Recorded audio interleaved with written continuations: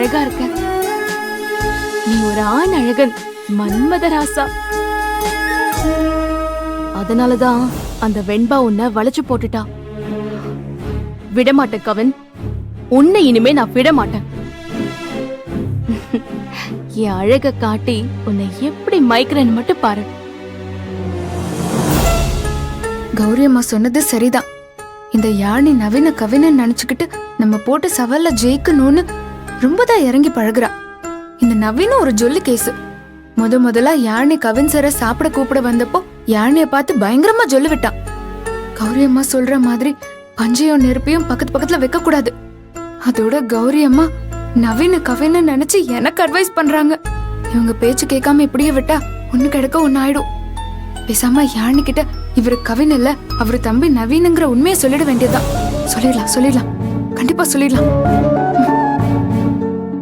Good morning Kavin. Good morning. ஏய் Kavin, time ஆச்சு, எந்திரி. கவின், எந்திரி கவின்.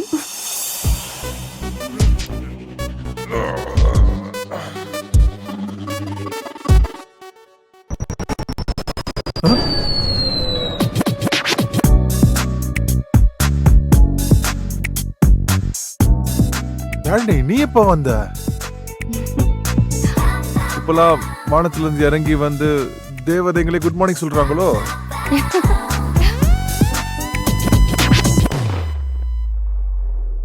செம சூப்பர் அட்டகாசம். குட் மார்னிங் செல்லக்குட்டி. ஓ கவின், எனக்கு வெக்கமா இருக்கு. ஆஹா, நான் என்ன வானத்துல இருந்து வந்த தேவதை மாதிரியா இருக்கேன்? நீ என்ன ரொம்ப புகழ்ற. ஆமா, அது என்ன செம சூப்பர் அட்டகாசம் இப்படிலாம் சொல்ற? நீ இப்படிலாம் பேச மாட்டியே. இப்பதான் இதெல்லாம் முதல்ல கேக்குறேன். அதுவா, அது வந்து நீ இன்னைக்கு ரொம்ப அழகா இருக்கியா? அதுவும் இல்லாம அழகான முகத்தை கிட்டக்க வந்து காமிச்சியா?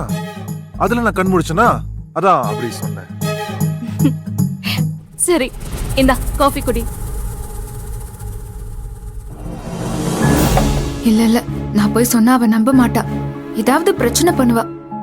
இதுக்கும் கவின் சார் கிட்ட இதை பத்தி பேசி பாப்போம். எங்க போய் முடிய போதும்.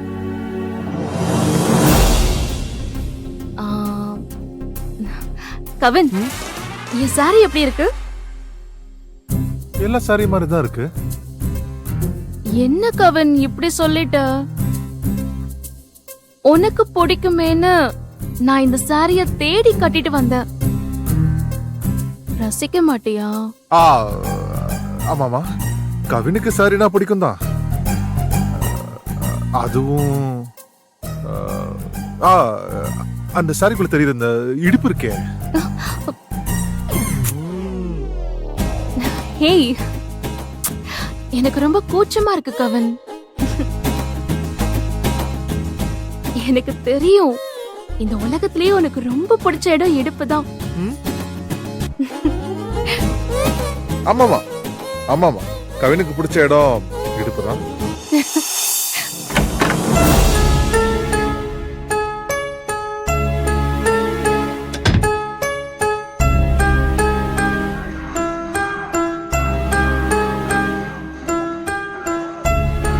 கவின் சார்,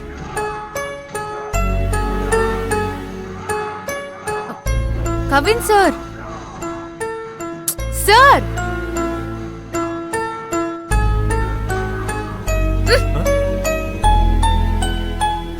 நான் பாட்டுக்கு கூப்பிட்டுக்கிட்டே இருக்கேன். ஏதோ காது கேட்காத மாதிரி நடிச்சிட்டு இருக்கீங்க. ஏய், நான் பாட்டுக்கு என் வேலையை பார்த்துட்டு இருக்கேன். காலையில ஏன் வந்து பிரச்சனை பண்ற? முதல்ல போனை கொடு. இந்தாங்க உங்க போன். மறுபடியும் வீணா போனை நோண்டுறதுக்கு முன்னாடி ஒரு முக்கியமான விஷயம் இருக்கு. அது மட்டும் தயவு செஞ்சு காது கொடுத்து கேளுங்க. இப்ப எதுக்கு கடுகடுன்னு இருக்கீங்க? இப்ப நான் சொல்லவா வேணாமா? ஏய், வெறுப்பேத்தாத. அதான் சொல்லணும் முடிவு பண்ணிட்டல, சொல்லி தொலை. நவீன் சாருக்கு யாழினி காஃபி கொடுக்க போயிருக்கா. அதென்ன நவீன் சாரு மோரு. நவீன் அப்படி சொன்னா போதும். அவன் காஃபி குடிச்சா என்ன தப்பு? சாருன்னு கூப்பிடுறது பொறாமையா இருக்குல்ல? இருக்கட்டும். யாழினி நவீன நீங்கன்னு நினைச்சு ரொம்ப நெருக்கமா பழகுறா சார். உங்க தம்பி நவீன் என்ன சாதாரணமான ஆளா? ஜொல்லு பார்ட்டி. யாழினி எப்படா கண்ணுல தென்படுவான்னு பாத்துட்டு இருக்காரு. அவளே அவரு ரூமுக்கு போனா சும்மா விடுவாரா? அப்புறம் ஏதாவது கசமுசா நடந்துரும். அதுக்கு நாம இடம் கொடுக்கலாமா? யாழினி, இந்த மாதிரி ஒரு பெட் காஃபிய என் வாழ்க்கையில நான் குடிச்சதே இல்ல. Super super. அப்படியா? ஆனா கல்யாணத்துக்கு முன்னாடில நான் இந்த மாதிரி பெட் காஃபி கொடுத்திருக்கேன். அப்பெல்லாம் நீ இப்படி சொன்னதே இல்ல. அது இல்ல யாழினி, நான் ஏன் சொன்னேன்னா,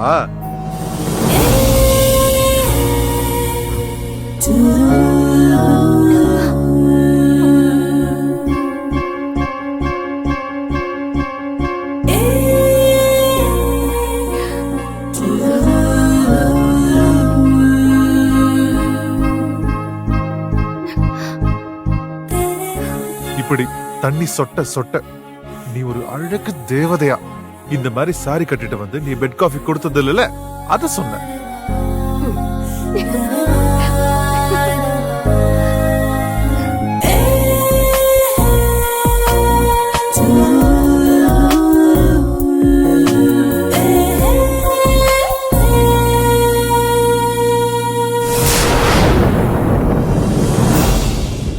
ஐயோ, இது வேற மாதிரி போயிட்டு இருக்கே. இந்த கவினுக்கு தான் கல்யாணம் ஆயிடுச்சே. இவன் புத்தி ஏன் இப்படி போகுது? அவனை சொல்லி என்ன பிரயோஜனம்? நாம பெத்தது நம்ம மானத்தை வாங்குதே. கவின் முன்னாடி போய் இடிச்சிட்டு நிக்கிறாளே. இந்த கவினுக்கும் கொஞ்சமாவது விவஸ்தை வேணாம்? ஒரு கல்யாணம் ஆகாத பொண்ணு கிட்ட போய் இப்படியா பேசுவா? இப்ப என்ன பண்ணுன்ற? யாழினி கிட்ட ரெஸ்ட் ரூம்ல இருக்கிறது நீங்க இல்ல, உங்க தம்பி நவீனுங்கிற உண்மையை சொல்லிடலாம்.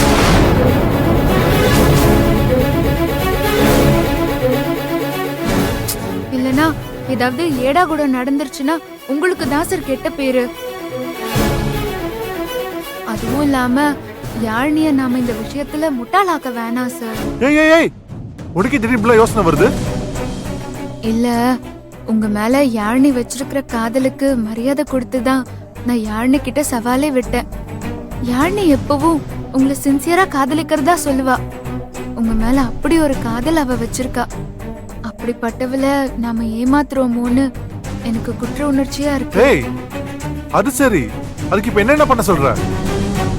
யாழினிய கூப்பிட்டு ரெஸ்ட் ரூம்ல இருக்கிறது நீங்க இல்ல, அது நவீனுங்கிற உண்மையை சொல்லிடலாம். ஏய், உனக்கு பைத்தியமா? உன்னால சும்மாவே இருக்க முடியாதா? ஏதாவது பிரச்சனை பண்ணிட்டே இருப்பே நீ. நான் யாழினியோட நன்மைக்காக தான் சொல்றேன். நல்ல நன்மைக்கு சொன்னப்போ நான் உங்ககிட்ட என்ன சொன்னேன்? நவீன் இருக்கிற விஷயம் அம்மாக்கு தெரியவே கூடாதுன்னு சொன்னா சொன்னீங்க. இருந்தாலும் என்ன என்ன என்ன என்ன இருந்தாலும் யாழினிக்கு இந்த விஷயம் தெரிஞ்சா மொத்த குடும்பத்துக்கும் தெரிஞ்ச மாதிரி. நீ ஏன் இப்படி தப்பு தப்பா யோசிச்சுட்டு இருக்க?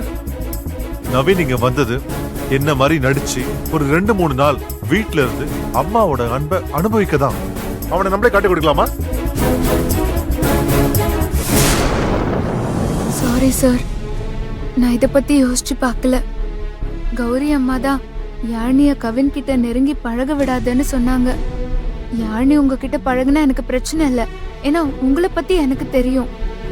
ஆனா நவீன் மேல எனக்கு நம்பிக்கை இல்ல. அதான் யாழினி ஏமாந்துட கூடாதுன்னு நினைச்சேன். முதல்ல யாழினிக்காக இறக்கப்படுறது நிறுத்து. அவ என்னென்ன தில்லாலங்கடி வேலை பண்ணிருக்கான்னு தெரியும்ல. நம்மளோட சந்தோஷத்தை கெடுத்ததே அவதான். அவ உன்னை முட்டாளாக்கி 6 மாசத்துக்கு நம்மள சேர விடாம உங்ககிட்ட சத்தியம் வாங்கியிருக்கான்.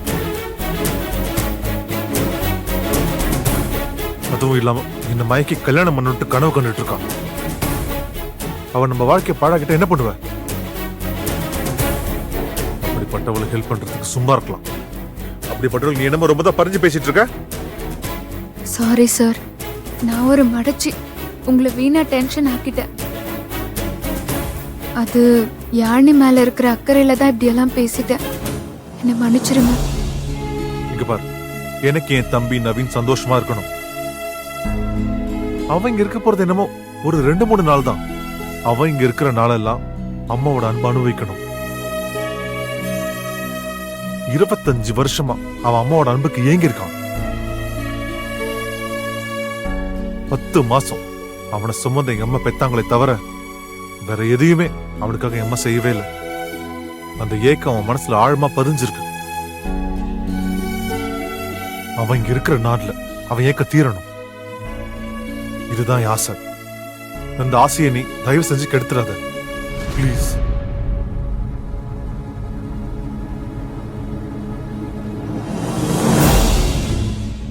நவீன் மேல இவ்ளோ பாசமா? சாரி சார், நான் தான் மடத்தனமா யோசிக்காம பேசிட்டேன், என்ன மன்னிச்சிருங்க. சரி விடு, இப்போ புரியுதுல.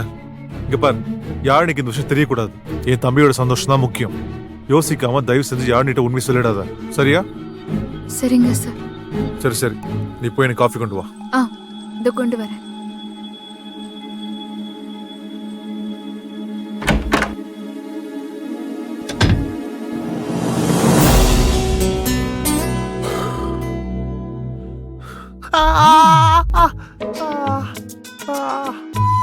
பொண்டாட்டி, நீ அப்ப அடிச்சது இப்ப கூட வலிக்குதுரி. ஓ, ரொம்ப நாளா மனசுல வச்சிருந்தத செஞ்சுட்ட போல இருக்கே.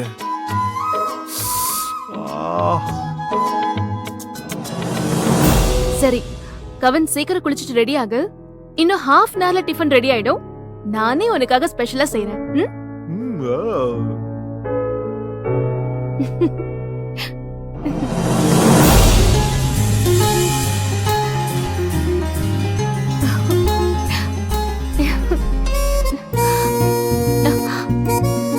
கவின், யூ ஆர் வெரி நாட்டி.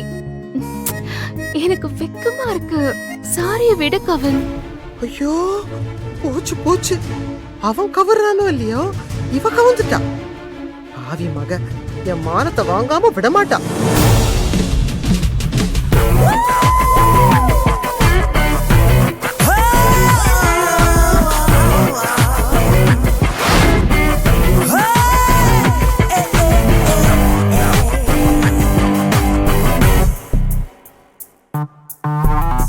யாழினி, என்னதான் பெட்லாம் புது புது டிசைன்ல வந்தாலும் இந்த சேலை ஆணியில மட்டும் மாறவே இல்லை. நான் தானே உன் புடவை இழுத்தன்னு நினைச்ச? இல்ல, அதுக்கு இன்னும் டைம் இருக்கு.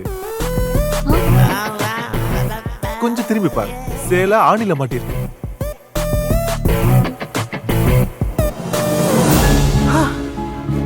அப்பாடா, ஆணில தான் மாட்டிக்கிச்சா? இருந்தாலும் இது ரொம்ப ஓவரா போயிட்டு இருக்கு. இத போய் வெண்பா கிட்ட சொல்லணும். இதுக்கெல்லாம் ஒரு முற்றுப்புள்ளி வைக்கணும்.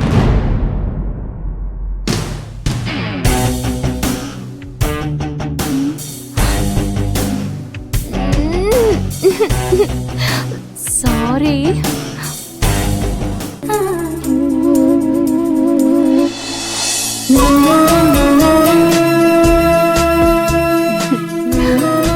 சாரி.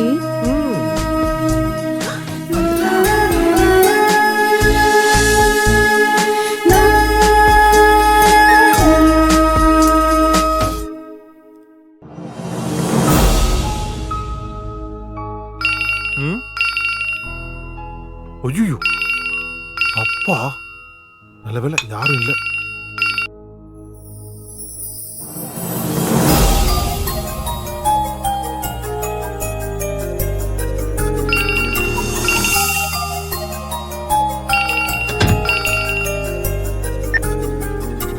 அப்பா, குட் மார்னிங் பா.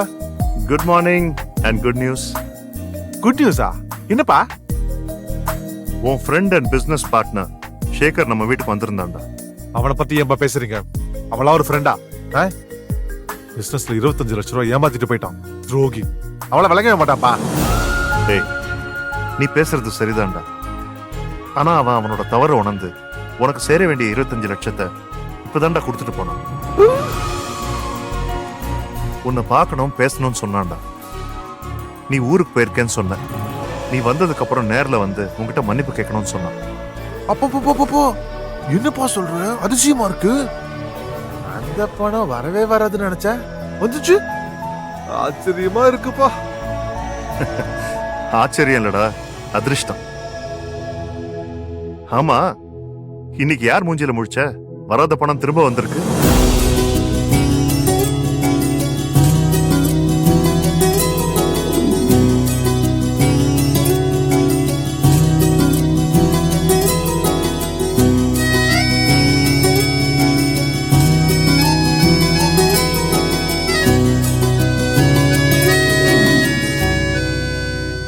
அப்பா, ஒரு கிளி முகத்துல முடிச்சோம்ப்பா இன்னைக்கு. கிளி முகத்திலயா? ஓ, அங்க தனியா இருக்கிறதுனால கிளியெல்லாம் வளர்க்குறியோ? ஆ, இல்லப்பா, நான் தூங்கி இருந்துச்சுன்னா அப்ப ஜன்னல் வழியா ஒரு கிளி வந்துச்சு. அது முகத்துல தான் நான் முடிச்சேன். ரொம்ப ராசியான கிளி போல இருக்குப்பா. ஆ, அப்படின்னா அந்த கிளிய எப்படியாவது டெய்லி பாத்துடுறான். அப்பா, நான் பாக்காட்டியும் அந்த கிளியா என்ன தேடி வந்துடுதுப்பா. பரவாயில்லையே, போன கொஞ்ச நாள்லயே கிளிய ஃப்ரெண்டு பிடிச்சிட்ட. ஆ, ஓகே, அங்க எல்லாமே செட் ஆயிடுச்சு உனக்கு? ஆ, ஆமாப்பா, இப்பதான்ப்பா எல்லாம் கொஞ்சம் கொஞ்சமா செட் ஆயிட்டு இருக்கு. கூடி சீக்கிரம் எல்லாமே செட் ஆயிடுப்பா. ஓகேடா, உடம்ப பாத்துக்கோ. Take care. பாய். ஓகேப்பா, பாய்.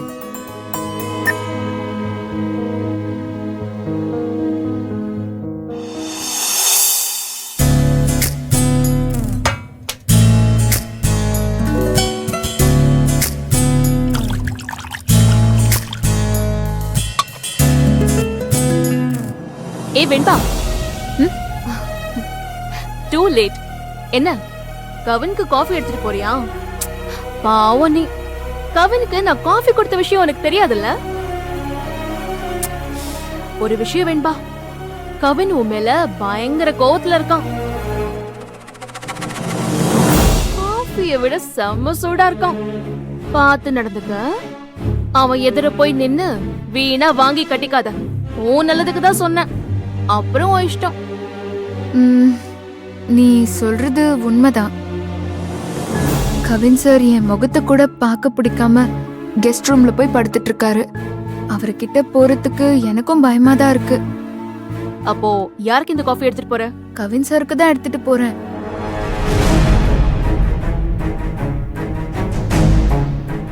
அதான் நீயே கவின் சாருக்கு காஃபி கொடுத்துட்டியே, இந்த காஃபிய நானே ரூமுக்கு போய் நானே குடிச்சுக்கிறேன். ஏன் ரூம்ல போய் தான் குடிக்கணுமா? இங்கேயே இவ்ளோ இடம் இருக்கே, இங்கேயே குடிக்க வேண்டியதானே? ஒரு டம்ளர் காஃபி குடிக்கிறதுக்கு எதுக்கு ரூம் வரைக்கும் எடுத்துட்டு போனோம்? நீ சொல்றதும் கரெக்ட் தான். நீ கவின் சாருக்கு போய் காஃபி கொடுத்துட்டு வந்திருக்க. அவர் எதுக்காகவாவது இந்த பக்கம் வந்து நான் இங்க நின்னு காஃபி குடிச்சிட்டு இருக்கிறத பார்த்தா அவரு கோவப்படுவாரு. அதுவும் இல்லாம என் முகத்தை பார்த்தா மூட் அவுட் ஆயிடுவாரு. காலையில எதுக்கு அவரை டென்ஷன் படுத்தணும்? அதான் இந்த காஃபிய ரூம்க்கு கொண்டு போய் நானே குடிச்சுக்கலாம்னு நினைக்கிறேன். ஆமா வெண்பா, உன்னை பார்த்தா கண்டிப்பா டென்ஷன் ஆயிடுவான். சீக்கிரம் அவன் இந்த பக்கம் என்ன பார்க்க வரதுக்கு முன்னாடி நீயே கிளம்பிடு. நீ அவன் கண்ணுல பற்றாத. காஃபி எடுத்துட்டு போய் ஒரு ரூம்ல வச்சுக்கிட்டு நிதானமா குடி. சரி, நான் கிளம்புறேன். வெண்பா, ஒரு நிமிஷம் இங்க வா. ஏன் என்ன யாழினி? என்ன பார்த்தா வானத்துல இருந்து இறங்கி வந்த தேவதை மாதிரியே தெரியுதா? அப்படிலாம் எனக்கு தெரியலையே. எப்பவும் பாக்குற யாழினி மாதிரி தான் தெரியற. உனக்கு தெரியாது, ஏன்னா உனக்கு பொறாம. நம்மள விட அழகா இருக்காளேன்னு வயித்தெரிச்சல். சோ உனக்கு வேணும்னா நான் வானத்து தேவதையா தெரியாம இருக்கலாம். ஆனா கவின் என்ன பார்த்து வானத்துல இருந்து இறங்கி வந்த தேவதை மாதிரி இருக்கேன்னு சொன்னான் தெரியுமா?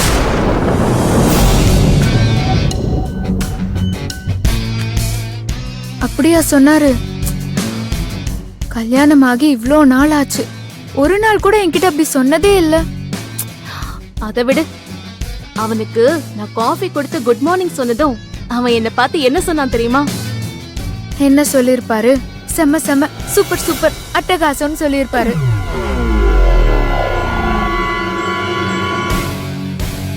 ஹே, இது எப்படி உனக்கு தெரியும்?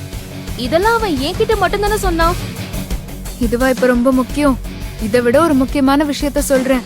நீ உண்மையிலேயே இன்னைக்கு ரொம்ப ரொம்ப அழகா தான் இருக்க. உன் அழக பார்த்தா பொண்ணுங்களுக்கே ஆசை வரும். பொண்ணுங்களுக்கே ஆசை வரும்போது கவின் சார் நிலைமை என்ன ஆகும்? சரி, நான் வரேன். காஃபி சூடா இருக்கும் போதே நான் என் ரூமுக்கு போய் குடிச்சிடுறேன்.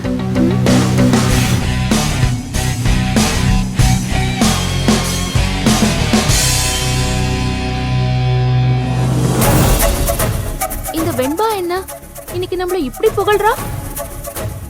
கவின் புகழ்ந்ததை விட ஒரு படி மேல போய் ஓவரா புகழ்றா. ஆ, இன்னைக்கு என்ன நம்ம அவ்வளோ அழகாவா இருக்கோம்? ஆனா ஒண்ணு, இந்த வெண்பா இவ்ளோ புகழ்ந்தெல்லாம் பேசவே மாட்டான். ஒருவேளை நம்மள நக்கல் அடிக்கிறாளோ? புரியலையே. ம்?